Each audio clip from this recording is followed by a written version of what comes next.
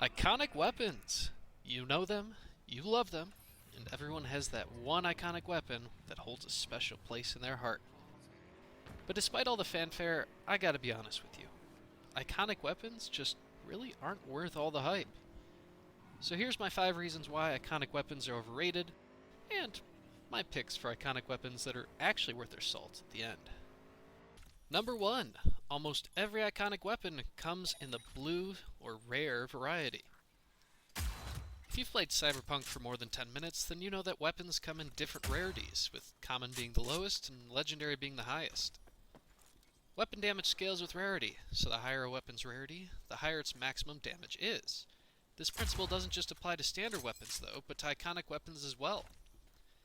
Unfortunately, almost every iconic weapon that's obtainable without crafting comes in the rare blue variety, meaning that it's 2 tiers removed from the legendary high damage variety. The loss of damage can be pretty significant as a result, as you can see here with the comparison between the legendary, epic, and rare varieties of the Overwatch sniper. Now it's true that in obtaining the weapon you also obtain the crafting specs needed to upgrade your iconic weapons to legendary quality, but that actually leads me to my second point. Number 2. To get the highest damage, iconic weapons force you into a crafting build. This one is honestly pretty self-explanatory. Even though obtaining the weapon unlocks the necessary crafting spec to upgrade it, it doesn't mean you can immediately follow through on that. Crafting the legendary variety of the iconic weapon requires the Edge Runner Artisan perk, and the Edge Runner Artisan perk requires 18 technical ability. If you've already made a crafting build, then great! Go craft those weapons and have a good time. But if you've already made your build or don't intend to invest anything into crafting, then unfortunately your iconic weapons are staying forever in that blue tier. Number 3. The iconic weapons have the same damage values as their legendary counterparts. So, say you went through that crafting build. You hit 18 technical ability, grabbed the required perks, and crafted yourself that golden tier weapon. Well, all of that effort is rewarded with a weapon that shares the exact same damage values as its non-iconic counterpart. Again, let's take a look at that Overwatch rifle. It's an iconic grad sniper, and when we compare it to a legendary grad, we can see that the damage values are almost exactly the same. I'm not saying that iconic weapons should be way more powerful than their non-iconic counterparts, but for all the effort to bring the most out of these weapons, couldn't they have gotten at least a little leg up over the competition?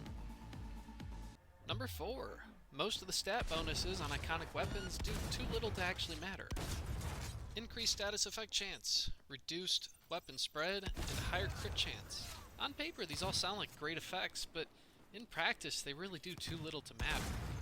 In the case of status effect, the goal is to pump out enough damage that statuses don't really matter in the first place.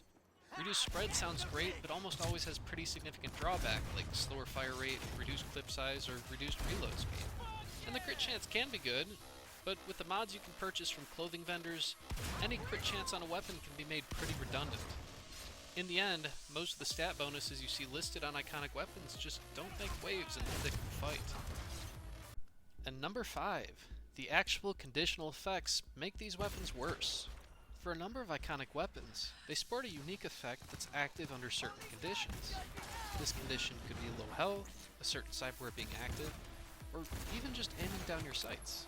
The problem is, a lot of these effects actually go against the way the weapon is being used. Take the weapon Crash for example, an iconic Overture revolver. Its perk makes it so that by aiming down the sight and holding down the trigger, the gun fires automatically. The problem with this is that revolvers are inherently precision weapons, intended to hit headshots consistently for increased damage. And that's something that the full auto fire makes significantly more difficult to achieve.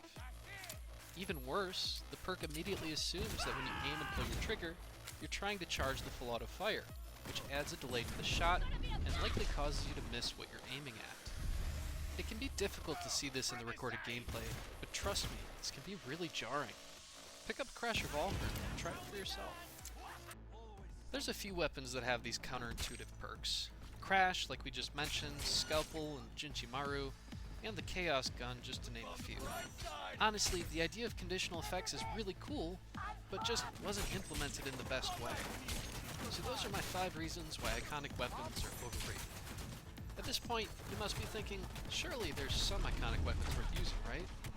Absolutely. And if I'm being totally honest for a moment, most iconic weapons you come across are actually pretty good, even with the points I just mentioned. But as for my picks of weapons that don't disappoint, here's what I've got. Weapons that fire extra shots. This category is pretty self-explanatory. An extra shot being fired translates to extra damage being dealt. This can be an increase of anywhere between 20% and doubling your damage, making weapons like Widowmaker, Doom, and Death and Taxes fantastic for pumping out high amounts of damage in general play. Explosive munition weapons. These guns have bullets that explode on impact, dealing extra damage to the target and AoE damage to boot. This makes guns like the 05, the Chong, and Comrade's hammer pack extra satisfying punch when running around shooting the baddies. Plus, explosions are just fun. I mean, have you seen what these things do to cars?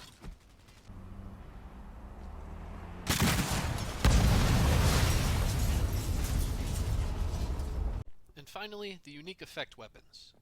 These weapons don't really fit into a specific archetype, but have some sort of significant increase to one of the stats that impacts their damage.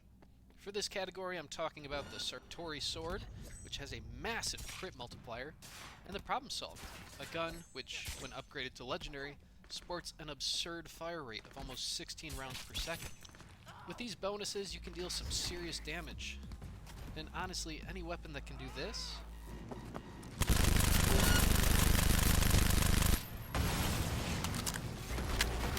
deserves a serious mention. So those are my 5 reasons why iconic weapons are overrated, and my picks for the weapons that won't let you down in a gunfight. If you disagree with what I've said, or think I missed a great weapon, let me know down in the comments, and if you enjoyed what you saw, consider leaving a like and subscribing for more. This has been Kid, and I'll see you next time.